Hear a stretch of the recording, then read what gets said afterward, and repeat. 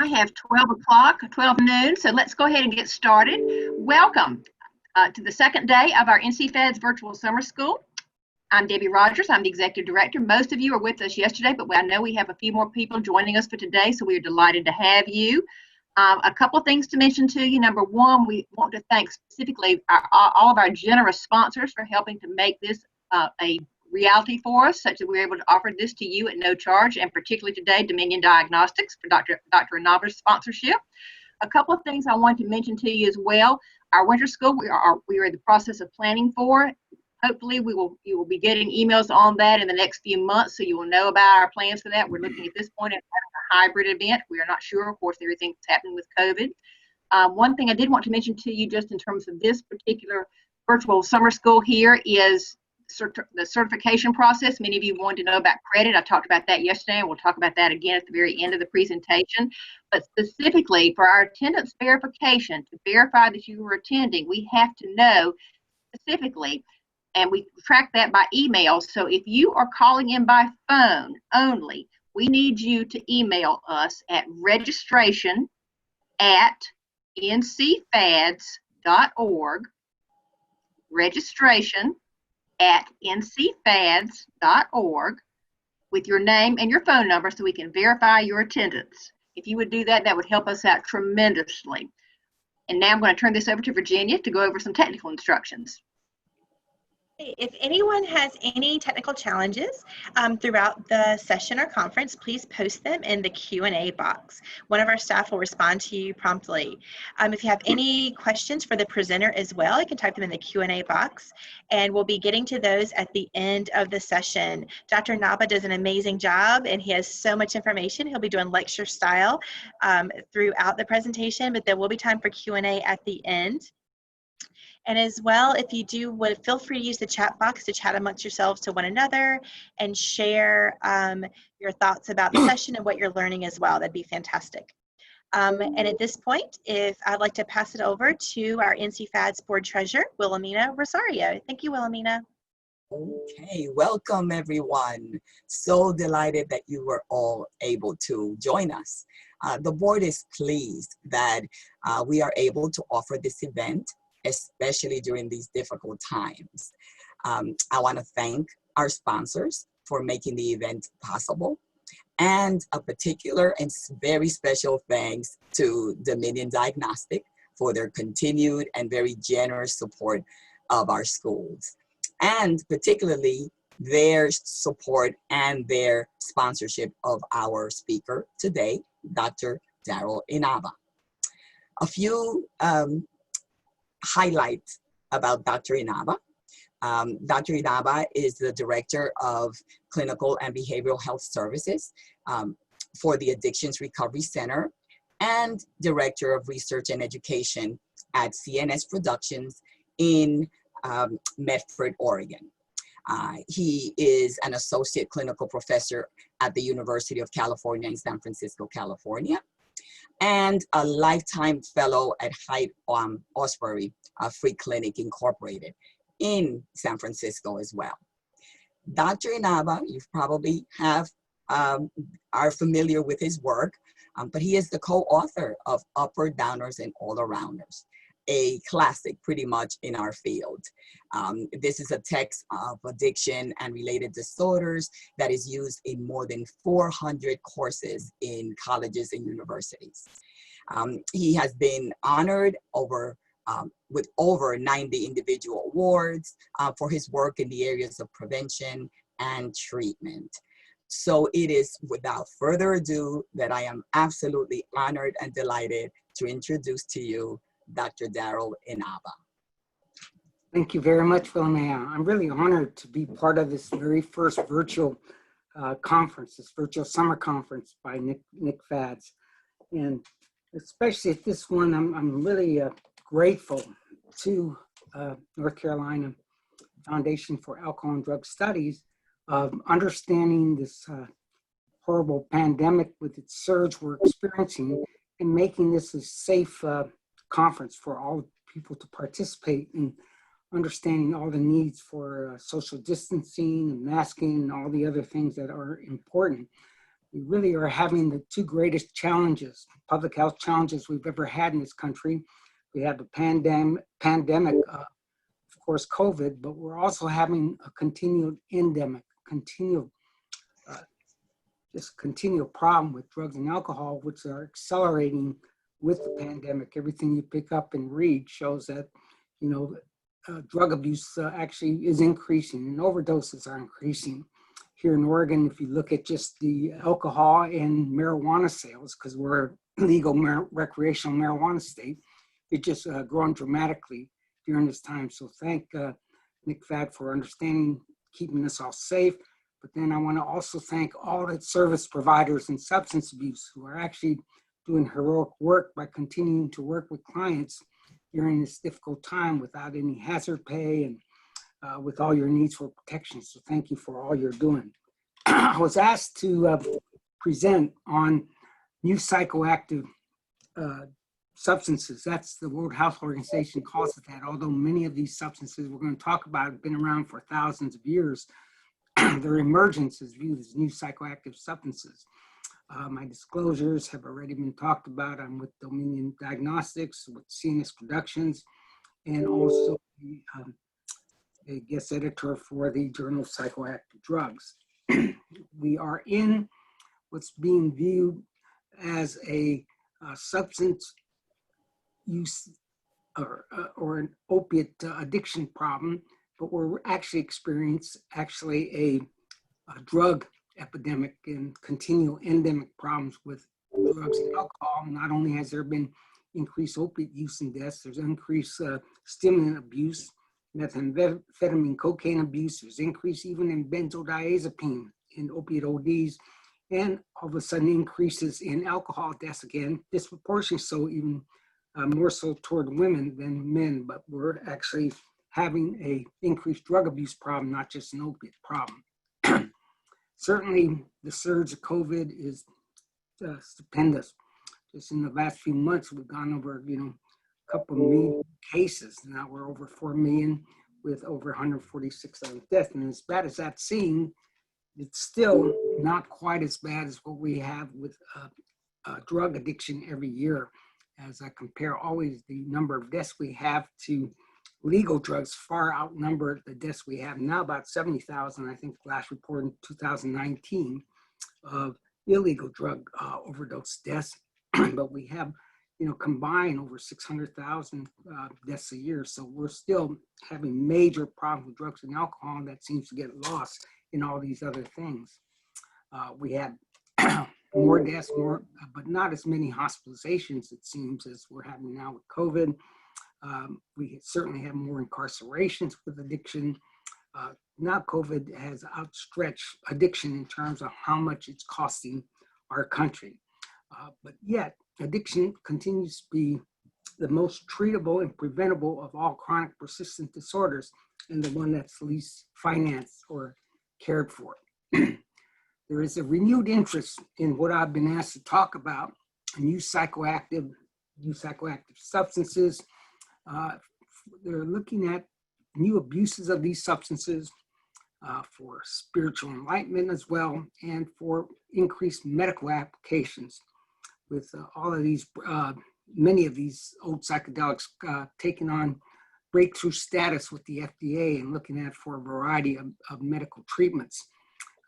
Despite all these things I'm going to talk about, I should say that I should have had two disclaimers. One is that I don't know if what I'm going to talk about actually affects you or is in your practice, although it's hard to not see any place that doesn't have sales in their towns of Kratom and Kava, things we've been asked to talk about. But there are things that sometimes this affects certain parts of this country, certain communities, and I'm going to present them just on what I've been exposed to and what I've seen some of my clients.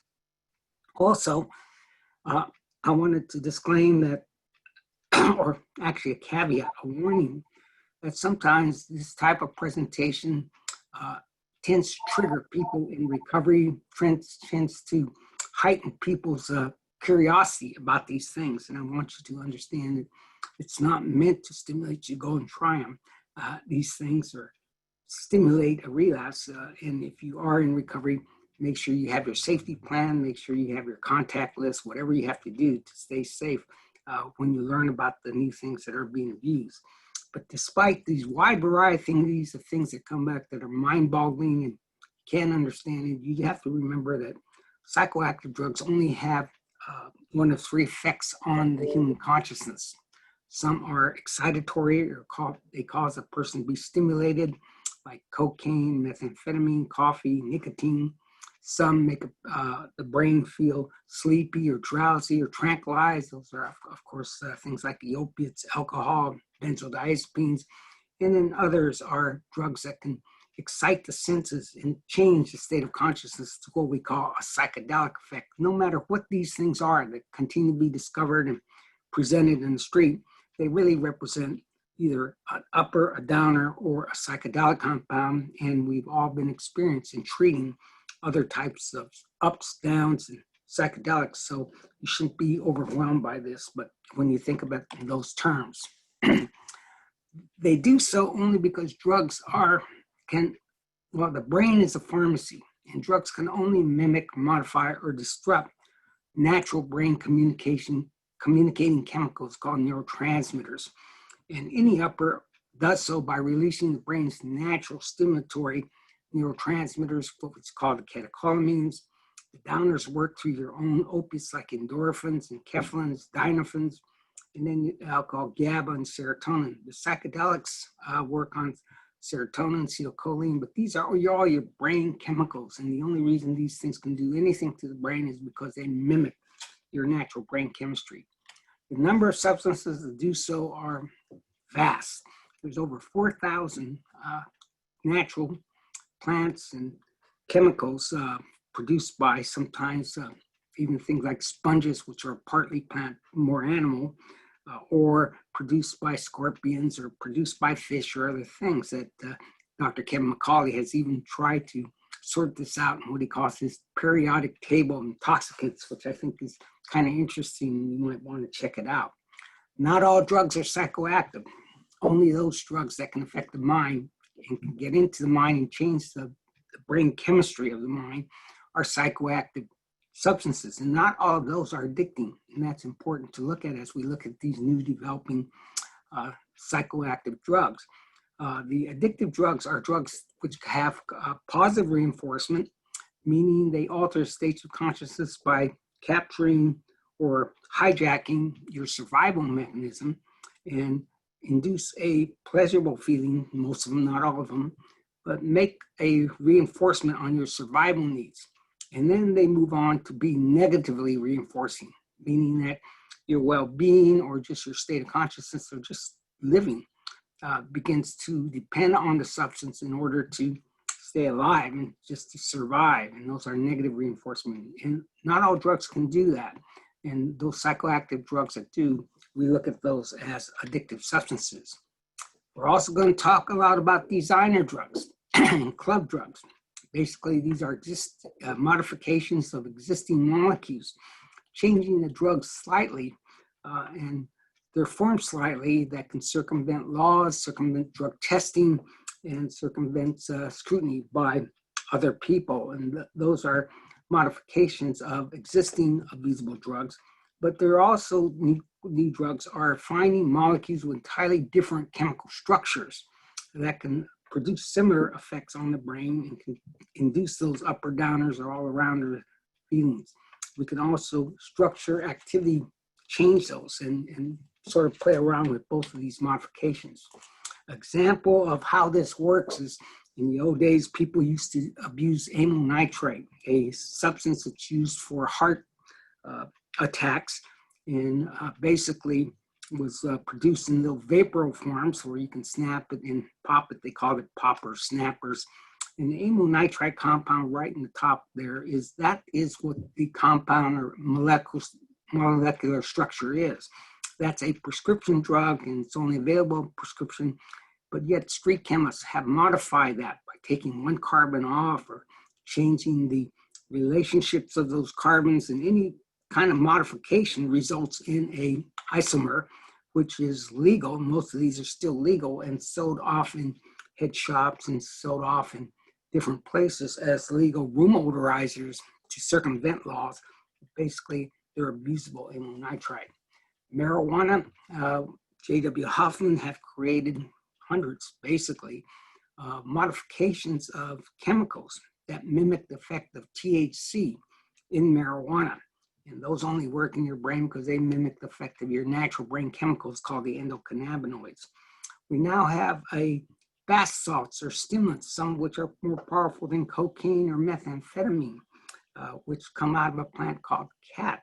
And basically, you can modify that chemical to make it more resistance to degradation, more powerful, like MDPV, which is now illegal. You can take something like mescaline that comes out of peyote cactus and make a sort of isomer out of it called N-bomb, and a whole bunch of new psychoactive substances coming out of that. So we've got the spice range of synthetic marijuanas, the N-bombs, LSD, or psychedelic strains, and of course the bath salts, which are stimulatory drugs of abuse. The major thing I think I was asked to talk about, though, were Kratom and Kava. Both of these I would classify really as a downer, as drugs that can induce a drowsiness or sleepiness and decrease brain activity. While Kratom, rather, is a naturally occurring plant, Myristigina species of plant, contains that chemical hydroxymitragynine, and basically it can produce effects like opiates and was deemed as an opiate by the FDA in 2018, although it's legal in most states and legal federally. Federal government has not passed any laws against it, and most states have not passed any laws. Then there are synthetic versions of Kratom and some isomers of Kratom that are sold in head shops as basically just a incense or just as a powder that are said to be not used for human consumption, but of course it is one of the more popular new substances of abuse. When they do so, they usually try to sell it off as an extract with increased potency, sometimes for $30 a little packet, where they say it's 10 times, 20 times, or 30 times. And most of the toxic effects and most of the overdoses and things we see with Kratom are from the more potent extracts, although there's no sort of standardization of how extracts are labeled and what constitutes their power and things like that. And so we have all kinds of potential problems just from the way it is available. Kratom, Kratom, many different names for it, has always been a part of Malaysia. It grows naturally in Malaysia, where it is a sort of a member of the coffee plant. And although it's a member of coffee plant, it doesn't produce anything that looks like an opiate. Definitely the FDA has classified Kratom and the chemical that comes out of it now as an opioid drug. The Myristigina species, Thailand, Indonesia, contains that chemical, and as I said, many strong versions of extracts sold in head shops. What does it do? Well, Kratom at low doses actually acts like a stimulant and is chewed as such in many Indonesian natives in the older times as a stimulant, like having a coffee or a mild tea every day as a stimulant. It has a yohimbe-like stimulant effect. But as you increase the dose, we find that the myristigine that's in the Kratom then starts to attach itself more to the opioid receptor, especially the most addictive of the opioid receptors, the mood receptors, and the one responsible for the euphoric effects of opiates.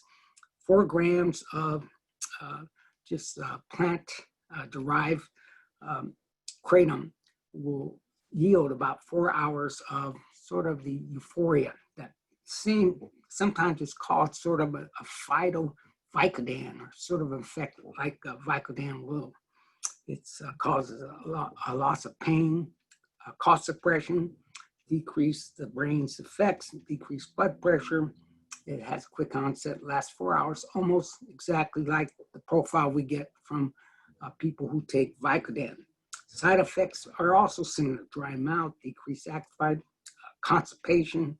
There seems to be less or no nausea and vomiting, as we would see with opiates, and even a decrease in blood sugar. In terms of addiction, I've dealt with clients who developed full-scale addiction to Kratom and had to go through detoxification in the same way we treat opiate addicts when they come in for our detox center. I've also seen a lot of clients who have relapsed with it, felt that they had gone through their opiate withdrawal and thought they can take something that would give them the same euphoria without producing the addiction, only to become addicted to, and then going right back to their opiate addiction crisis. And we've seen overdoses with it as well. So Kratom is a very dangerous drug, but it remains legal in the United States, which is interesting and maybe something I'll talk about in just a little bit. Are there deaths? Actually, the Center for Disease Control has a SUDORS network.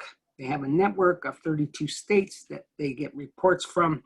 And in that 1 year period, the latest report that came out was on the sort of the 18-month period, year and a half period from 2016, 2017. There were 152 Kratom positive decedents, or people died with who had been taking some Kratom. 91%. In 91 of those 152, Kratom was determined as the cause of death in those people, and 7 had only Kratom positive when they had died.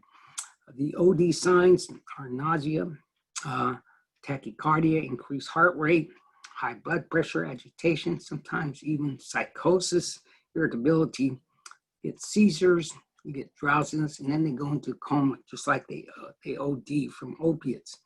The treatment is like you're going to treat any kind of opiate overdose, including it does have does respond to the use of Narcan or naloxone. So we're giving out in every state. We give it out almost for free here in Oregon. We give it out in our treatment centers when people go through detox from opiates. And we also give them for Kratom as well, as naloxone will reverse the overdose effects of Kratom. As I said, it's legal now in only 6 states. I mean, illegal, what am I saying? It's legal federally and outlawed only in 6 states, Alabama, as well as the 5 red states you see there. So why is such a potent drug that's causing addiction, and why is a drug that can cause overdose and deaths, why do we continue to have it available? Well, there seems to be a strong lobby in many states and in the federal government that Kratom offers many good benefits to people who have less access to very expensive medical care. It's used for pain, it's used for depression, it's used for a lot of things that the lobbyists say it would be hard put, or people with heart would be hard put to get these medications or get medical treatment for it economically, and therefore they've been able to thwart any kind of federal or many state effects from illegalizing Kratom. So it's still legal in North Carolina, legal in Oregon, legal in many of our states. Kava. What is Kava? Kava has been a drug that's been around for probably thousands of years. It's native to the Pacific Islands. Captain Cook even refers to Kava in his logs and visiting these islands.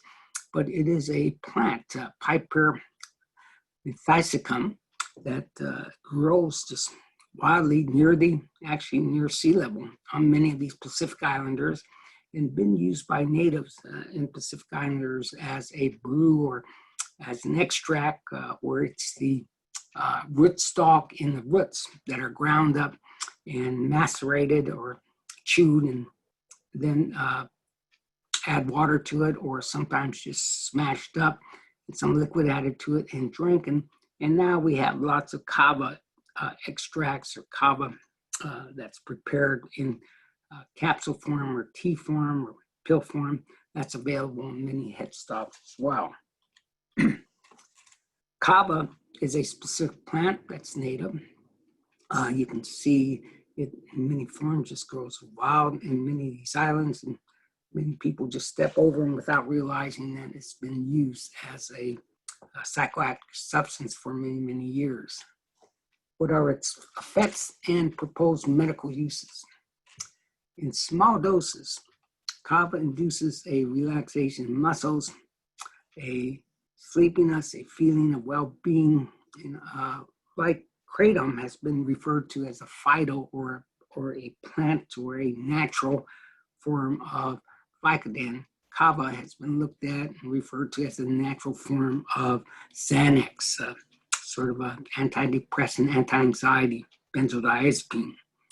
Long-term use of kava leads to a range of health problems. There is liver damage, and that's the biggest one. Malnutrition, weight loss, and apathy. Many people who use kava say it's great for anxiety, generalized anxiety disorder. It helps people with sleep. They claim it's helped them with stress, relieves pain. It's a natural form of relief to attention deficit hyperactivity disorder.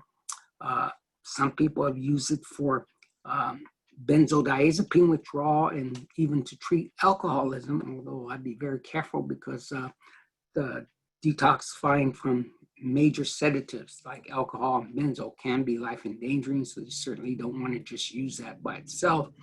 And it's proposed that kava, which contains kava lactones, or a specific chemical responsible for its effect, it's thought of to cause its effects by modulating GABA, gamma-aminobutyric acid, which is the chemical that alcohol works through, benzodiazepines work through, barbiturates work through, and a lot of sedative chemicals work too. Kava effects include headache, drowsiness, impaired coordination. Some people, when they take it, they get drunker like legs, or it's hard to manage their walking and their coordination because of how it affects them. Sometimes it produces nausea and diarrhea, dizziness, blurred vision, some shakiness, skin rashes, fever, weight gain, and depression.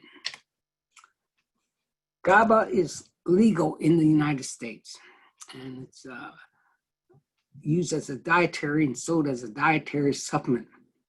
In fact, until just recently, until about 2 years ago, no country, there's only one country in the world that had banned kava, and that was Poland. But recently, with reports coming out with deaths and people developing severe liver conditions. Actually, I've had a few clients who have taken kava. I haven't really treated anybody for kava addiction or kava toxicity or problems. Most of the clients claim that when they use kava, it's very mild and does very little effects for them. And some people have taken it, says it does produce a lot of effects. And as I said, some people have detoxified from their alcohol and other drug addictions using kava. I had one minister who also liked to take it on a daily basis, and he felt it was better than drinking alcohol. So even referred to sometimes as a champagne-like effect he got out of it. But the problem was when there were more and more reports, and it's a strange one, of severe liver damage just from taking kava, sometimes just from one initial dose of kava. He stopped, and other people have been more cautious of using kava, although it's very popular in head stops. 60 to 120 milligrams of that's pulverized, taken 3 times a day is the usual dose. For sleep, they take up to 3 times that amount at bedtime to help them with insomnia. Now, kava is an interesting drug. When you look at, there's not much medical literature, absolutely no controlled studies or no real studies about kava, though it's been around for thousands of years. But for people who have anecdotal reports or write about it, most feel that it is not addictive per se, but it is potentially habit forming, although there are some reports of having to treat kava addiction that I'll get into. Most studies said it exhibits its euphoric or good feeling sedative effects and tolerance that can become habit forming, meaning you have to take more and more, which is positive drug reinforcement, part of the addictive process. But many of the people who are reporting this says they don't see very much withdrawal symptoms. And there is one double-blind study with high doses saying they saw no withdrawal symptoms. Therefore, that negative reinforcement part of addiction seems to be less so or non-existent, and therefore kava is not considered by most, although some people do consider it to be addicting. The symptoms of kava habituation are, of course, like any other drugs, thinking about it, needing more and more, having your planning around your use of it, sort of the classic warning points we look at in terms of developing alcohol addiction or marijuana addiction or cocaine or any other addiction. I should have mentioned here that with Kratom, there is a drug test for it. There is an analyte, and you can order drug tests for it. It's not on standard profile, so it has to be ordered separately from your standard profile of lab tests. Therefore, it's going to cost a little bit more, but you can test for that. But again, it's legal in most states. It's just something that helps you deal with if somebody's continued relapse or overdose, or if you're suspected. With kava, there's not too many testings for kava that I know of yet, although they can certainly develop one. And we haven't seen that yet. So basically, these can be abused without being detected in most situations. In terms of withdrawal phenomena, only very few cases reported, but in those few cases, there are reports of abdominal muscle pain. As I mentioned, I haven't treated anybody who's come in for kava addiction per se, and I haven't treated anybody who claims they are seeing a lot of this withdrawal symptoms that are talked about a little bit in the literature. Only a few cases and not a lot of controlled studies.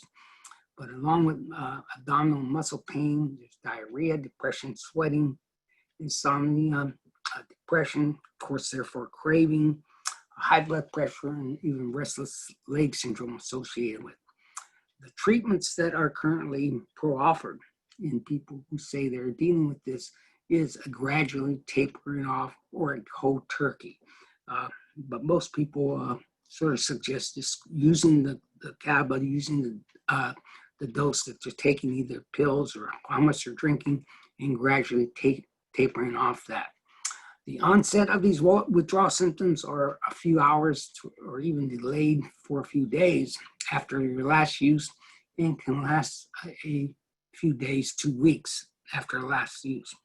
There also has been post-acute withdrawal symptoms have been reported to people kicking or trying to get off kava, but very much so, kava is not a really highly abused per se, but we do see increasing reports as its availability in head shops and things continue to grow. Overdose. One-time unintentional use has resulted in observed increased heart rate, nausea, vomiting, drowsiness, numbness, and strange muscular movements.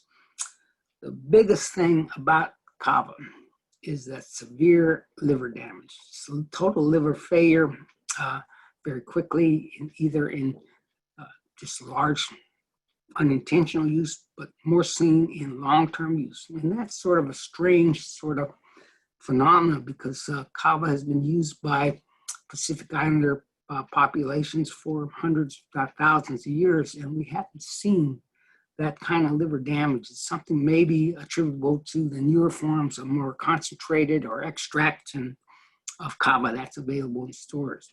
There's irritation of stomach with long-term use, kidney injury, shortness of breath, and even we see some forms of hallucinations for people who develop long-term use of Kava. The liver damage, of course, is the basic major concern of Kava use right now.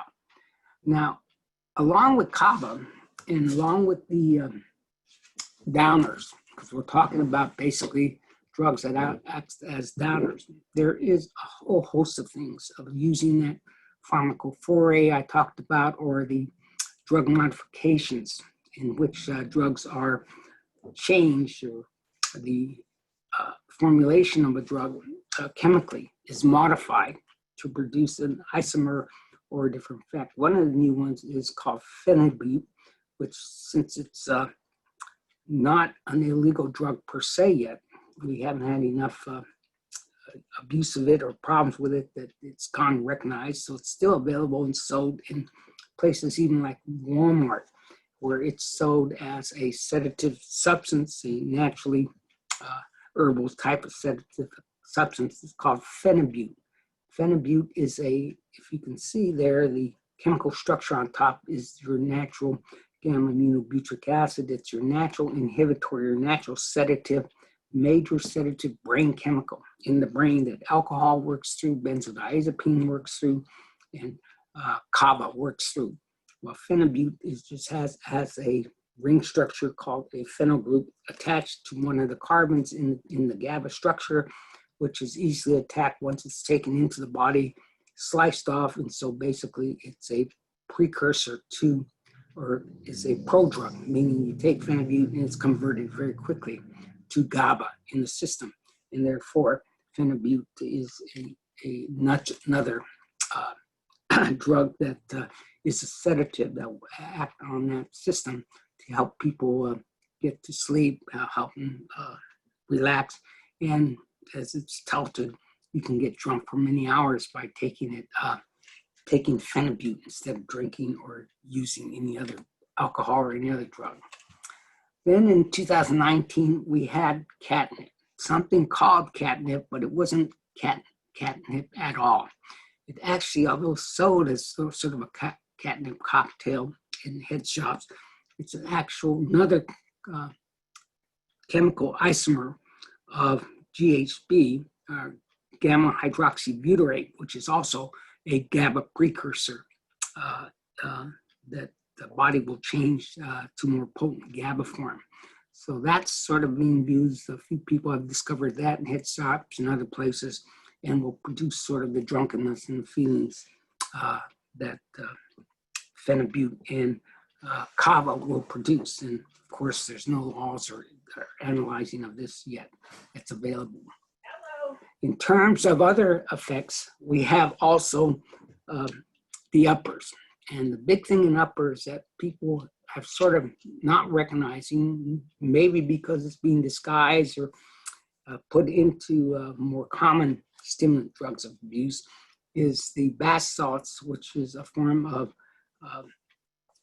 cathinone, a chemical that's involved with a natural product called Khat and shot. Still sold as synthetic forms of cocaine and methamphetamine, and a lot of different brand names sold in head stores. The initial ones that I've listed on this slide at the bottom are pretty much been identified and made illegal. I think now there's been about 140 of these isomers or chemicals, modifications that's been abused by the FDA and the DEA, many of which are still legal because we have to pass a law against each one of them. And of course, although Dominion and other laboratories have come up with some analysis for some of the major catenones, as soon as we can come up with a synthesis, as soon as a analyte or something to detect it in the urine, and as soon as it's made illegal, then the manufacturers of these chemicals will change and go on to the next line of chemicals that are not detectable and are legal. So bath salts are sold still in head shops, in smoke shops. They're obviously conspicuous for very strongly putting on their labels, not for human consumption or for novelty use only.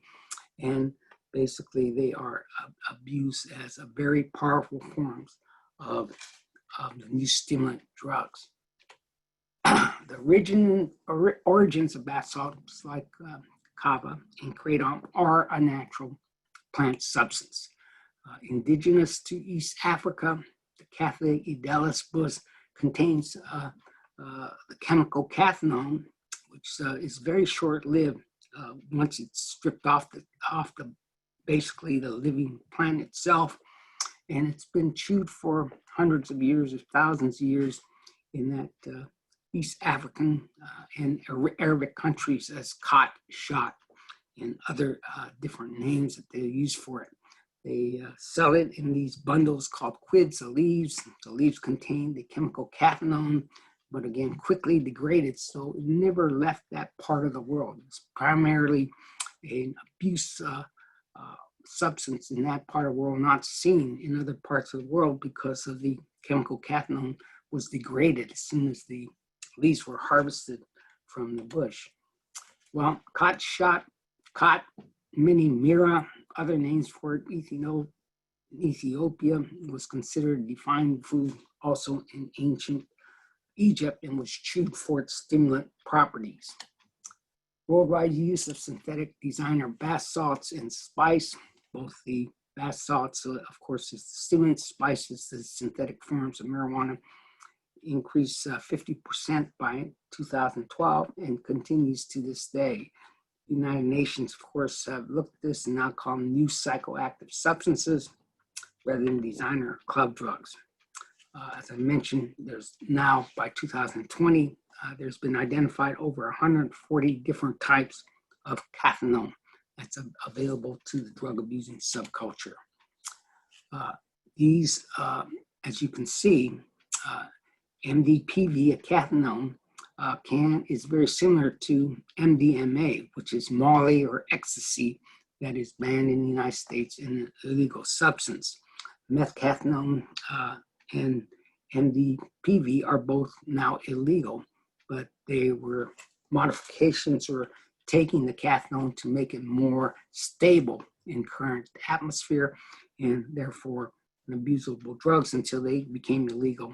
And now we have 140 new ones. Since bath salt got a very nasty name and the effects of it were so powerful that we had horrendous reports of overdoses, of people becoming zombies, of people doing horrendous things with it, the bath salt name became very suspect and very looked down upon. So what do street providers do or drug providers do? They change it up and start selling it out as different things to get the heat away from them. It's been called as energy boosters, sold off as plant food, sold off as jewelry cleaners or glass cleaners, of course, on the back, not for human consumption.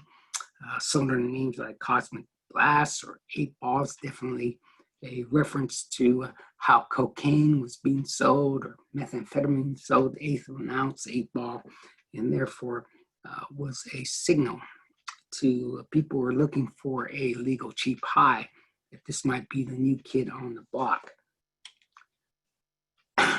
These have been even sold and continue to be sold as insect repellents, natural stain removers, ladybug attractions. And sometimes they just call it legal and synthetic cocaine if the chemical is not illegal at this time. We have urine drug tests now for about 24, 30 of these, but as I said, 140 of them have now been identified.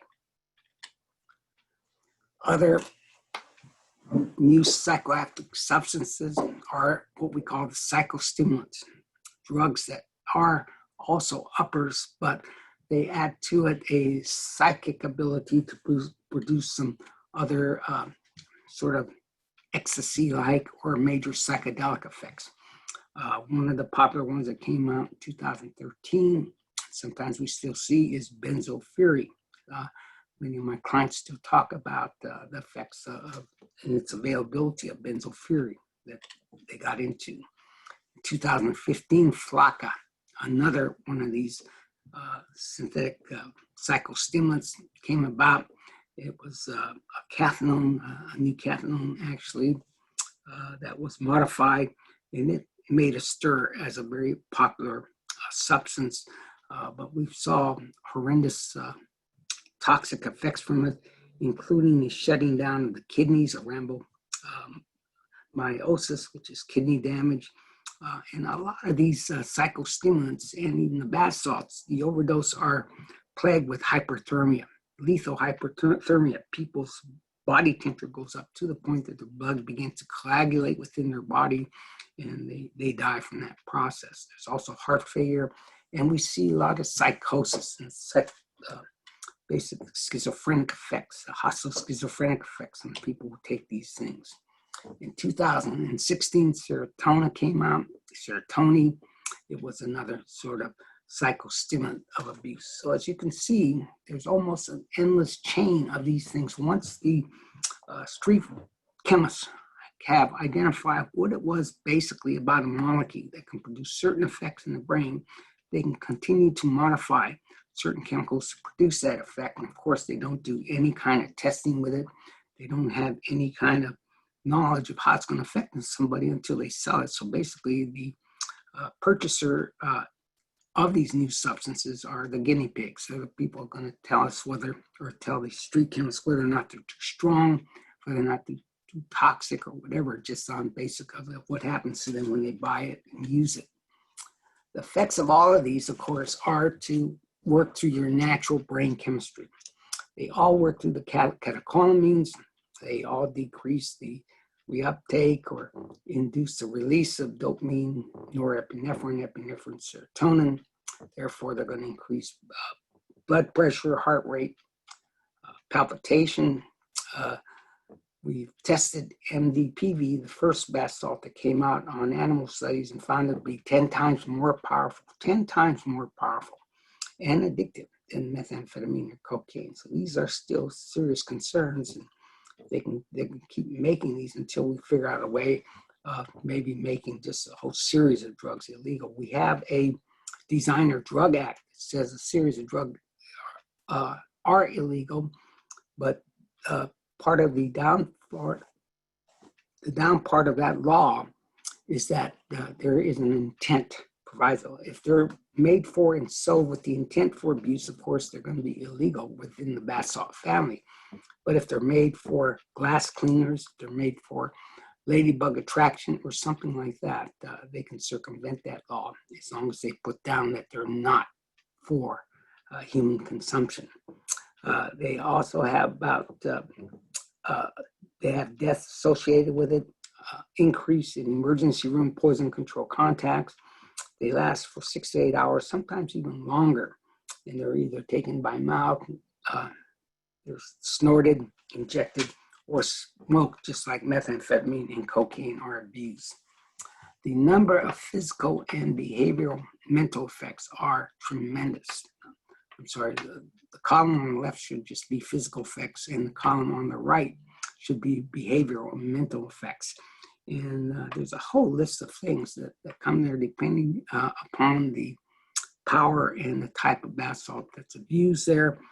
I've noted one unusual thing that I've added to these lists of physical effects, and that's sort of on a very unique and unusual growl. When people are toxic and under influence and acting out, they seem to sort of let out a strange, haunting type of growl when they're under the effects. So as you can see, these things are not too good on the body or the brain when they're taken. In terms of overdoses, they certainly have a lethal effect.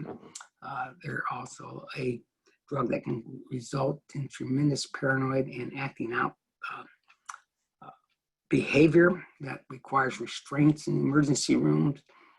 There is a use of intravenous benzodiazepines like Ativan to treat the seizures, and also use of Ativan and Haldol together to manage the psychic effects and the paranoia. The fluids are to be given to make sure they don't have too much kidney involvement. You have to be cautious about that, and we need to monitor people who might go into hyperthermia and sort of address that as soon as it happens. In addition to that, we still have cocaine and methamphetamine around, and they've changed slightly. One of the changes that I'm concerned about is there's more and more cocaine base or cocaine pasta called oxidato, rus, base, 2 times stronger. Actually, cocaine plant contains 18 chemicals other than cocaine, or 17 chemicals other than cocaine, which are psychoactive. And when we made ether less available in South America for them to purify it into cocaine, they began exporting this stuff as well as taking this stuff. And they saw in South America, and we saw in this country, that this cocaine paste, the intermediate extraction product from the cocaine plant, seems to be more toxic and more powerful and more addicting. And we're beginning to see the paste even abused, imported and abused in America as well. Then methamphetamine, when we controlled Sudafed, we controlled all of the common ingredients that's used to manipulate Sudafed to make it into methamphetamine. The street chemists went on to take Sudafed and unusually a left-handed optical isomer or left-handed pseudoephedrine, which does not affect the brain as much as it affects your sinuses and your heart, when it was changed or converted with the shake and bake method with basic red phosphorus and chemicals around in your garages of your home or under your kitchen sink, that left-handed Sudafed converted to right-handed Sudafed, which is basically methamphetamine, right-handed methamphetamine.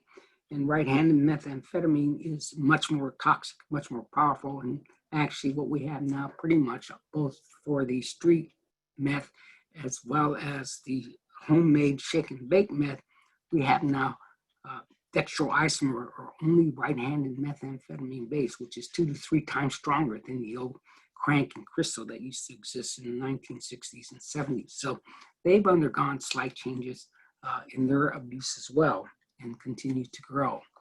So in the midst of the opiate epidemic, of course, we're seeing increased cocaine and stimulant abuse and overdose deaths, as reported to U.S. government. We also have greatly increase in seizures of the methamphetamine off the street that continue to increase. And we have these new weird substances. In 2018, 83% of seizures of cocaine, of DEA seizures of cocaine in the United States contain levamisole. Levamisole is a anti-helminthic product where it's a medicine used to treat roundworm. It's used to treat a parasite infection called roundworm. It has a side effect in terms of causing brain stimulation. And when that was discovered, cocaine dealers trying to increase the potency of their product or cutting it to make more money by adding other white powders. They can add any white powders and double or triple or quadruple the amount of cocaine that people are willing to buy at the same price that they bought for the original sample, 1/4 of the cocaine in it.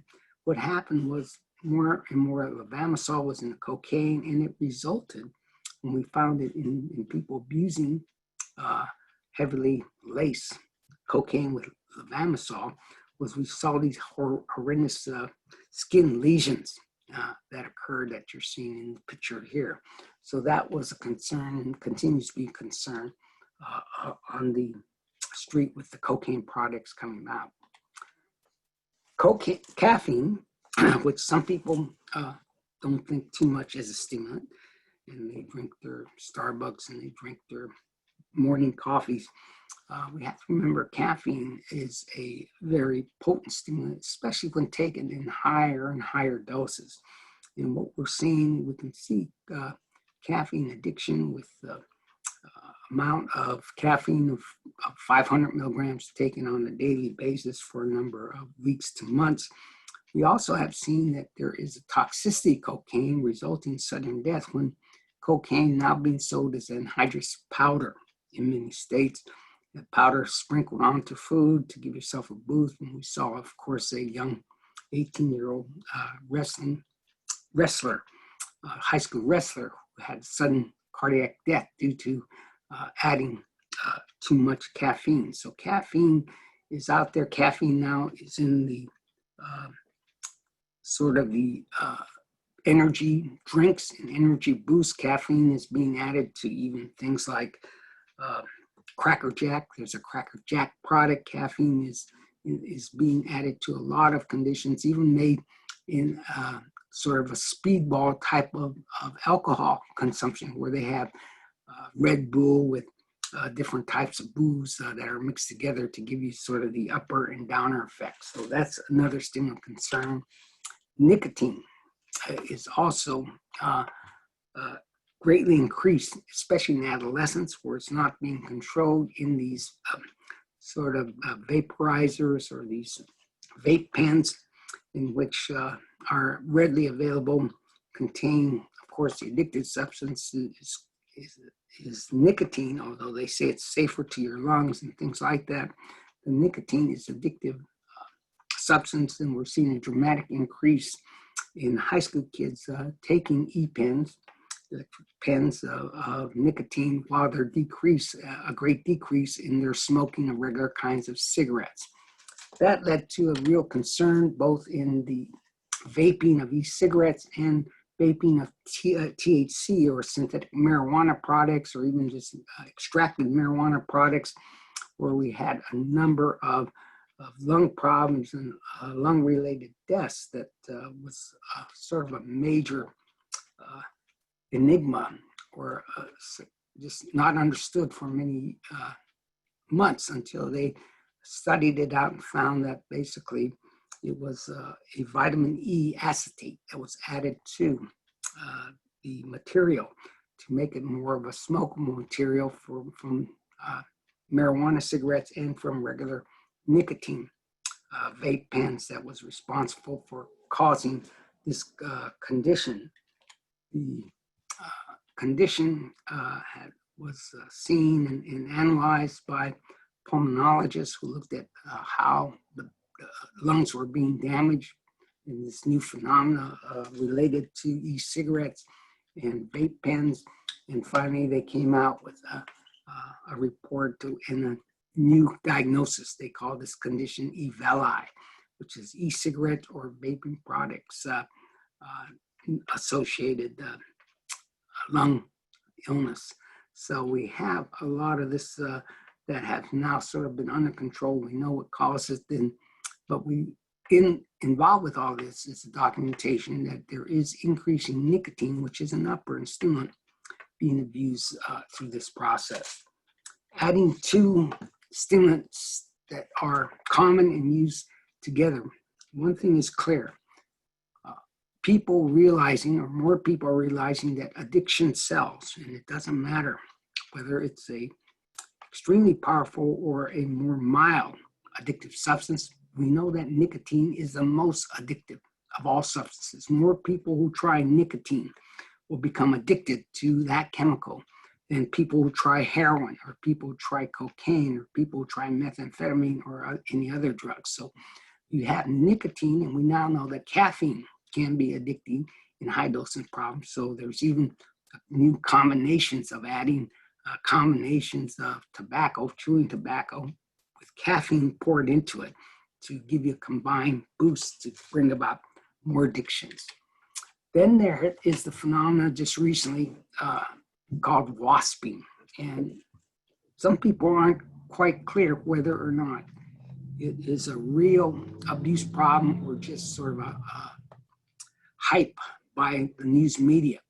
But taking wasp and hornet killer and then inhaling it itself, or mixing it with methamphetamine or crystallized to just by itself and injected, are finding new ways of abuse. And although I haven't seen somebody abusing this product and wasp product, I had interacted before with some kids who were smoking braid ant and roach killer to get its stimulating effect. So it's quite possible. In 1918 and It was reported in West Virginia and Ohio in 2019. And I have a feeling that basically this is also a form of abuse that some people find very popular. So that was basically the uppers. And then we have a whole bunch of other psychedelics. Now, psychedelics, I think their major effects, although we have some psychedelics that are very toxic and lethal and some psychedelics that can cause addiction, most do not. Most of them do not have the negative reinforcing or the positive reinforcing effects to be addictive, but their biggest problem we see is having a psychosis that develops acutely or sometimes chronically from the abuse of this. And I've always known by my work with the drug abuse population, and starting way back in the 1960s, that there is a way of dealing with the psychedelic experience in which you can prevent sort of the prolonged psychedelic experience or prolonged paranoid experience and the flashback experience if you help calm and deal with the person who's under influence with what I call the art of the talk-down intervention. That includes gaining their acceptance and their confidence that you're a person who are out there to help them and not to hurt them, to promote more rest and relaxation, getting the person in a less stressful environment, sort of calming down people around them, to continue to reassure the person that they are under the influence of a drug. And they tend to forget when people are having freakouts or going trips, they forget that they're under the influence of drug. And that's to let them know that they are experiencing the influence of drug that's being metabolized and being brought down. And then using talk, it's really grounding techniques. It's really telling them, well, what musician did you come to see tonight? Or, gee, how many sport team logos do you know? Or getting to talk about something other than what they're experiencing in their head, and then listening. That seems to be related to having much less continued problems from that one acute anxiety or toxic problem they have from it. In these psychedelics, psilocybin is getting a tremendous amount of interest. Even in Oregon, there's a move to just legalize psilocybin. It's gotten also a rapid increase in interest by the FDA and other people for its use as a medication. So the magic mushroom, psilocybe cubensis, is this mushroom, but we find psilocybe in truffles. We find it in about 200 different species of fungus. So it's available in a tremendous amount of different mushrooms. Breakthrough status is a designation for a drug to treat a serious life condition. And it goes through rapid clinical trials and evidence, and the FDA lets them accelerate this if they think there's a potential for the drug to be allowed to be legalized. A psychedelic drug that went through this practice and was legalized a few years ago and is being used today to treat depression is ketamine. Ketamine is an anesthetic drug that's a major psychedelic drug. So you have both drugs and devices, medical devices, that are given these fast track designation and allowed to, even if they're Schedule I, illicit substance, sort of circumvent that prohibition and lend itself to more rapid chemical studies and human studies to see if they're of use. So Schedule I, psilocybin is Schedule I.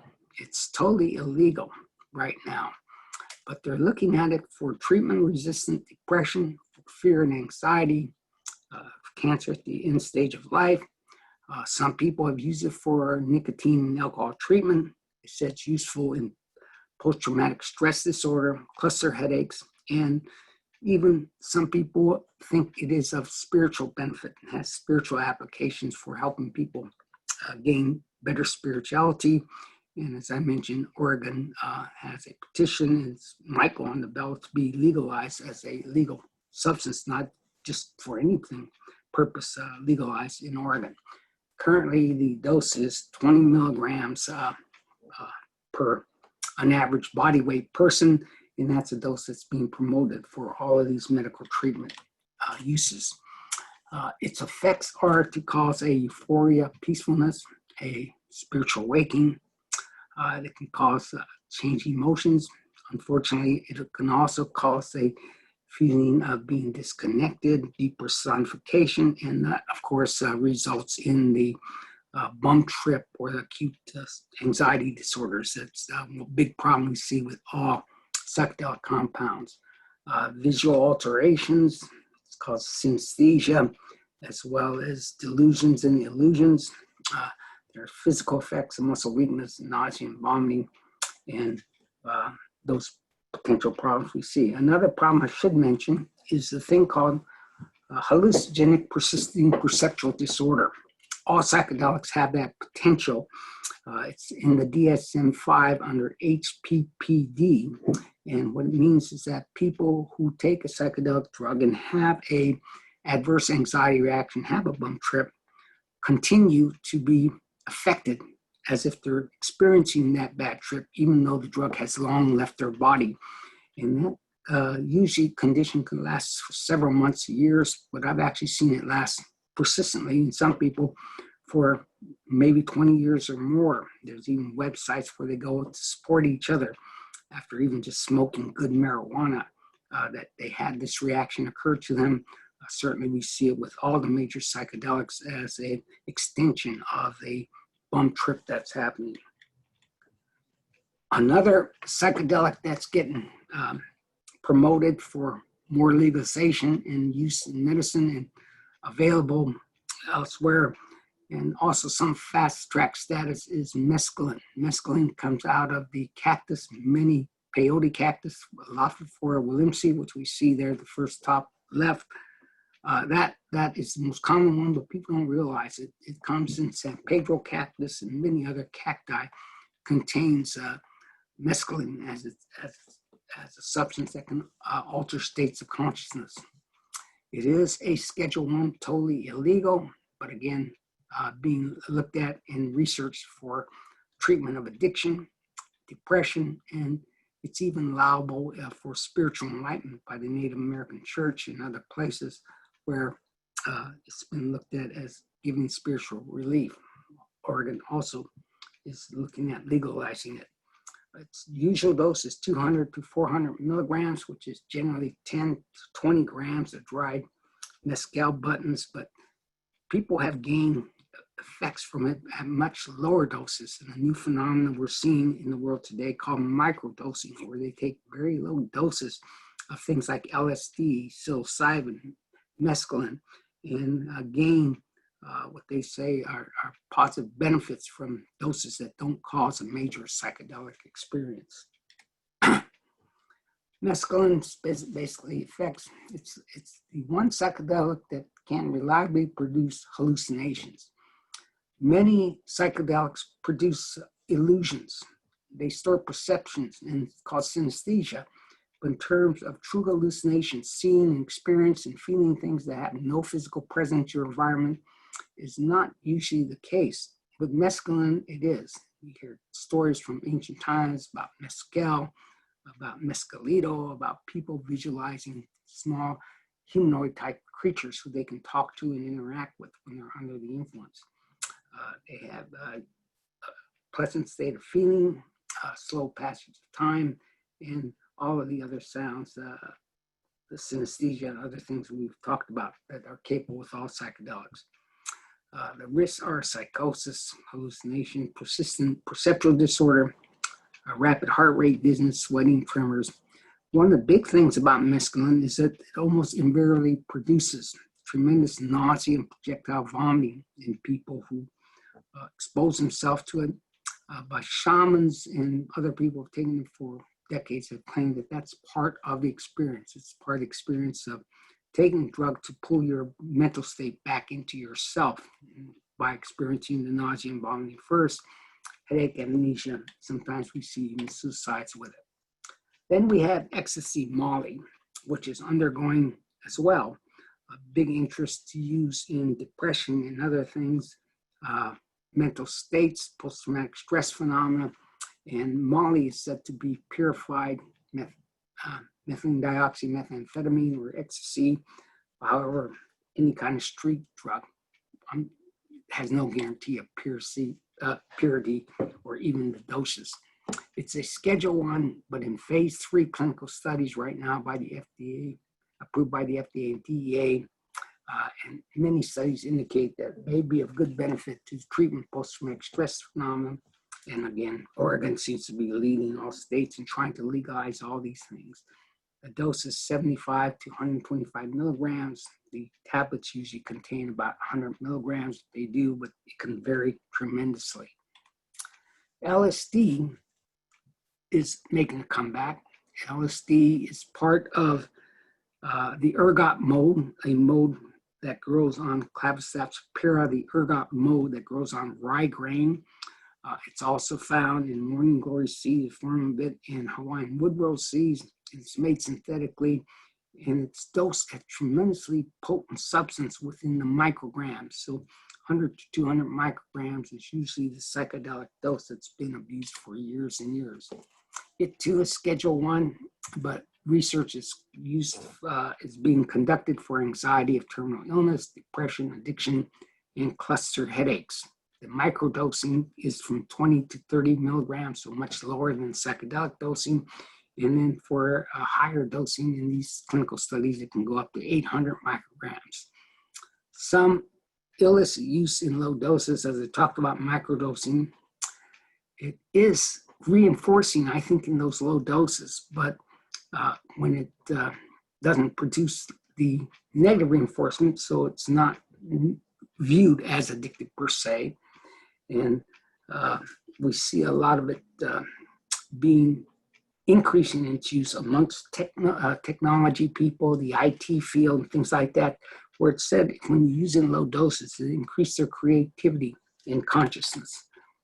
We also have the continuation of abusing cough medicine, dextromethorphan, which is a anti-cough suppression, some mild opiates, and so for years, and Robitussin and many other DM products, dextromethorphan products. But when taken, instead of a teaspoon or 2 teaspoonfuls for cough, when they drink a whole bottle, 4 or 6 ounces, these cough syrups containing dextromethorphan, they get a psychedelic effect, which they call robo. It gives you sort of a robotic muscular changes and a feeling of psychedelia that is known as robo. Salvia divinorum is in many states and popular amongst many young people as a new age psychedelic plant. It's a house plant that also sold in head stores under its extracts or just the dry leaves itself. You chew on the leaf, when you drink it down, your body acids deactivate it, so you have to either chew it or smoke it, and you can't take it by stomach itself in this form. So Salvia has been around. It causes, the chemical in it is salvia A. It is a potent kappa opioid receptor agonist. Things that activate the kappa receptor actually cause psychedelic effects more than anti-pain effects or opiate effects. It also activates dopamine and results in hallucinogenic effects or psychedelic effects. Very rapid onset, but distinguished for a very short period of its major effects, just 30 to 60 minutes once it's chewed and absorbed through your buccal mucosa. It's very short acting, but the after effects can be felt for sometimes days or weeks. It is a interesting psychedelic in that we see less serotonin stimulation. Most psychedelics activate serotonin receptors like LSD, but we don't see that with Salvia. Other effects from it can be seen, but of interest also to Oregonians and to maybe the rest of the country is increasing recognition of a chemical called dimethyltryptamine. Many plants contain dimethyltryptamine, which in the plant form or when extracted from the leaves, it actually is deactivated by stomach acids and by body fluids. But long ago, people in South America, Caribbean islands, they learned that if you took a combination of a plant that contained DMT with another plant that had sort of chemicals that would buffer it and prevent it from being deactivated, like the Banisterium caapi vine, that you can produce a combination of those things that was stable in the stomach and would produce major psychedelic effects. So, as I said, many different leaf combinations are taken together and drank or smoked for its DMT effect.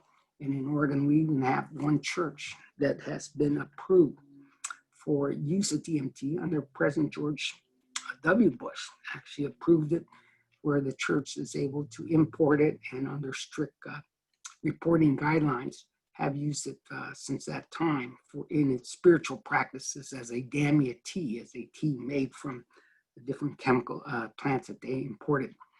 Ketamine, diverted from hospital as a major anesthetic drug, still used in most of our surgeries and things, and also used in veterinary medicine, was re-looked at and approved for the treatment of depression by the FDA in its much lower forms.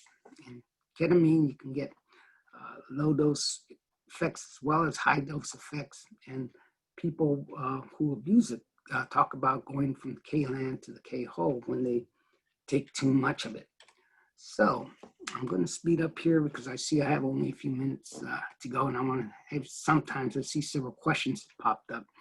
But ketamine for treatment of treatment-resistant depression, and esketamine is being used intranasally and otherwise. There are many drugs that work like ketamine that have made it out into the street as designer drugs. These are some of them. You can look at the slide set, and I'll mention here that if you need my slide set, please get your email address to me, specifically say this is the show you wanted me to send it to you, and I'll send it to you. This guy, Alexander Shogun, and his wife Anna Shogun, has created whole lines of potential psychedelic substances under his book called Phyto, phenethylamines I've known and loved, and tryptamines I've known and loved. There's several hundreds of thousands of these psychedelic substances that end up on the street. Every year we see new ones. Drugs that have hit the street in Europe here are CATC-V, Blue Mystic, Nexus Smiles. These are all experimented on, and a big story about that to go on. So a lot of these, just it's non-ending how chemicals could be manipulated to produce this.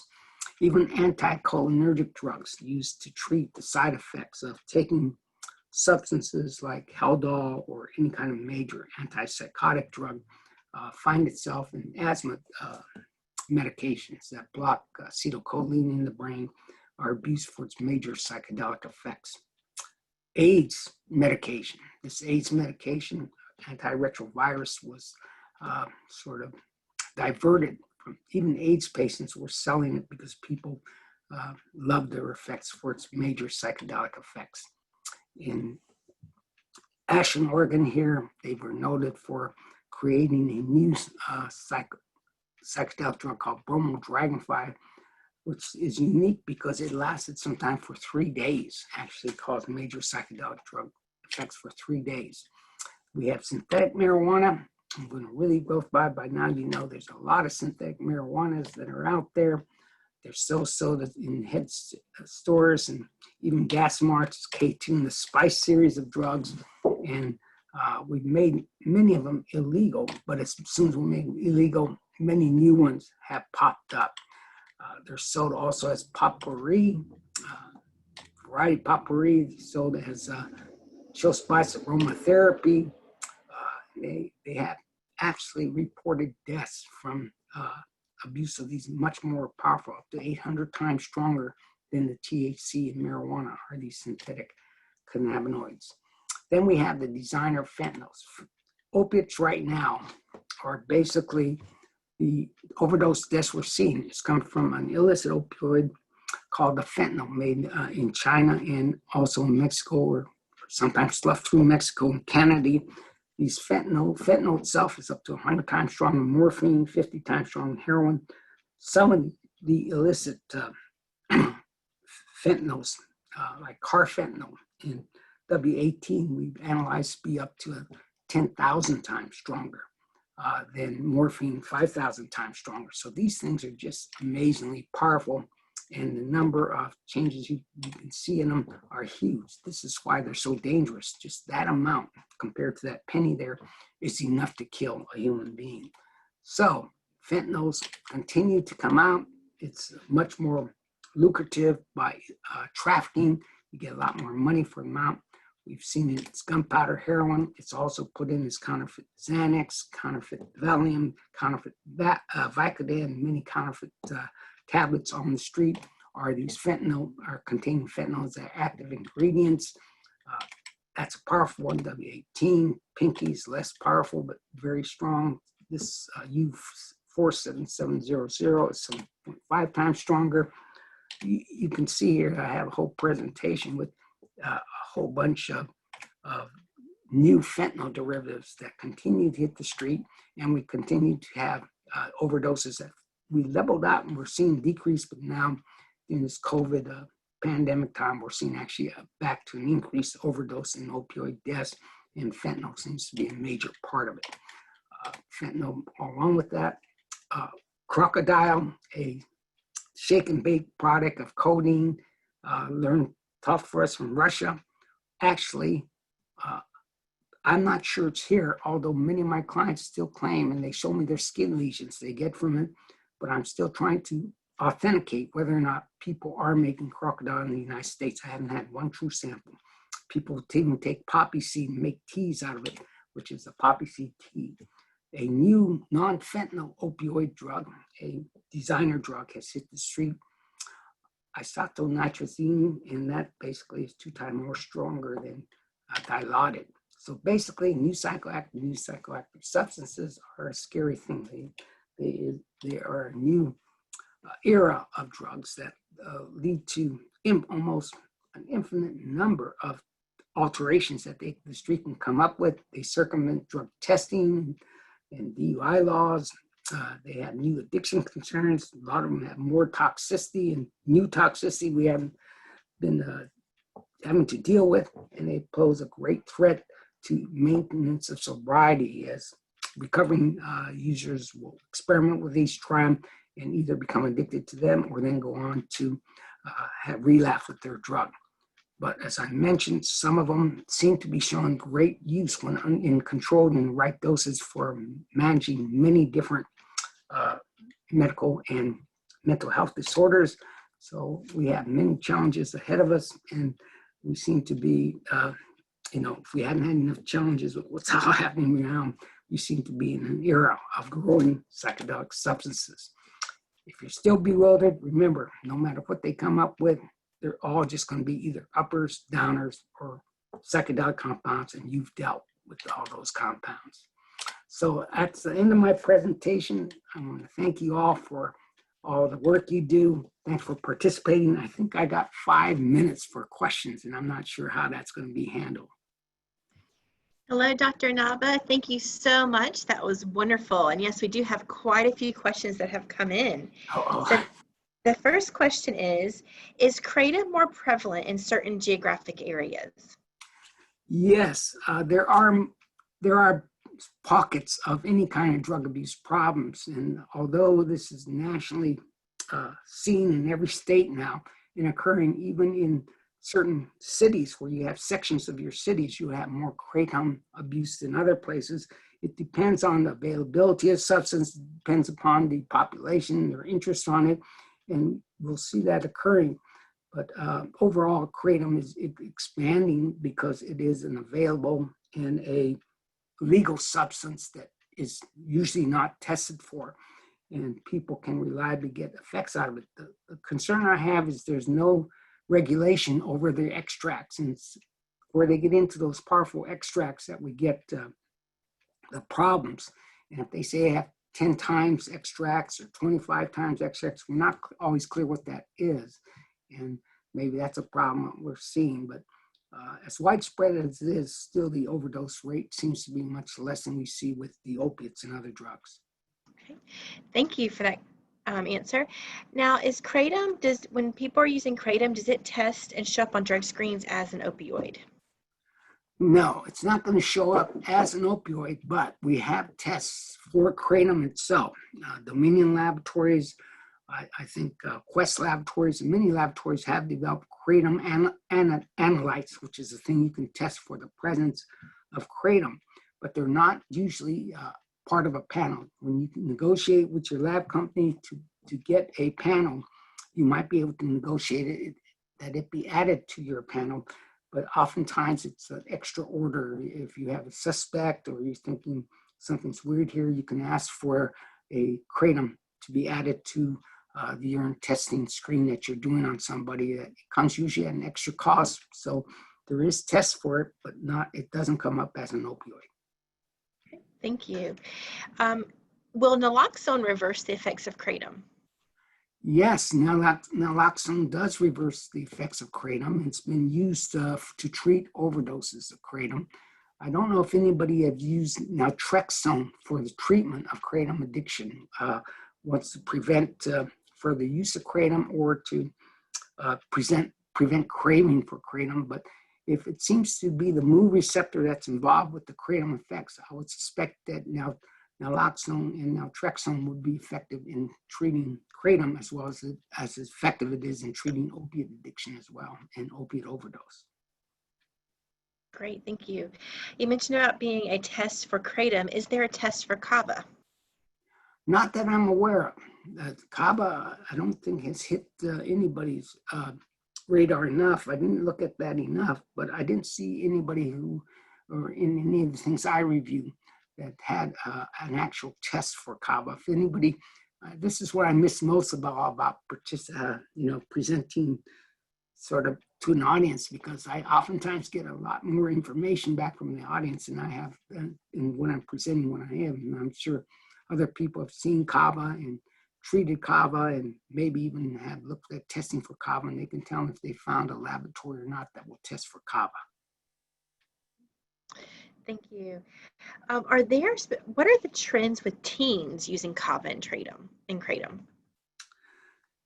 I'm not so sure if teens are using Kava as much. There is a Lloyd Johnson's Predicting the Future problem, in which he looks and surveys youth, and we have all kinds of other looking in statistical, but a lot of them have not added Kava, I think, to their random questioning when they go out and do their surveys. So Kava is in there. Kratom is beginning to show up, though. Kratom is being added to the surveys that some people are doing, and beginning to see Kratom being attractive to young people, basically because they find it in head shops and head stores, and people, their older siblings talk about it, or adults talk about it as being sort of a legal, available Vicodin, and that's certainly going to be attractive to some people. And you were talking about the different types of mushrooms earlier. It says, does chaga mushrooms fall into this category? It says chaga, C-H-A-G. Yeah. I think if chaga that was more, I thought, of a plant material that had some DMT in it instead of psilocybin, but maybe I'm wrong with that. I know that chaga has referred to a flowering plant that contained dimethyltryptamine when it's mixed with another chemical that were proven may reverse psychedelic effects. So I'm not sure I have an answer to that. I'll try and see if there is a chaga in terms of a mushroom, but I've seen chaga as a reference to different flowering plant and another flowering plant that's mixed together to produce an orally active DMT effect out of it, which is dimethyltryptamine, which is also, like psilocybin, a major psychedelic drug. And just some of the comments that have come out too, you answered about, are there trends with teens and Kava and Kratom? And several people did comment that they are seeing tons and tons of young adult, like college age use with Kava. You're seeing that all around college campuses, and so they kind of make the logical connection that high schoolers follow that trend, but they don't know for sure. Just kind of some of the comments I'm seeing coming up. Yeah, I agree. I think in colleges it's much popular. A lot of people talk about most of the people I've talked to says it really doesn't do much at all. It's not much of effect, but of course they're losing less amount of it and not using the extracted form. But it seems to be more popular amongst the college age. I was thinking when they were asking about really young adolescents, but they're probably correct. If their older siblings are using it, it's certainly going to go down to young adolescents. And why was she said mentioned earlier in the presentation, you mentioned that kava is listed as being habituating but not as addicting. Why is it listed as habituating but not addicting?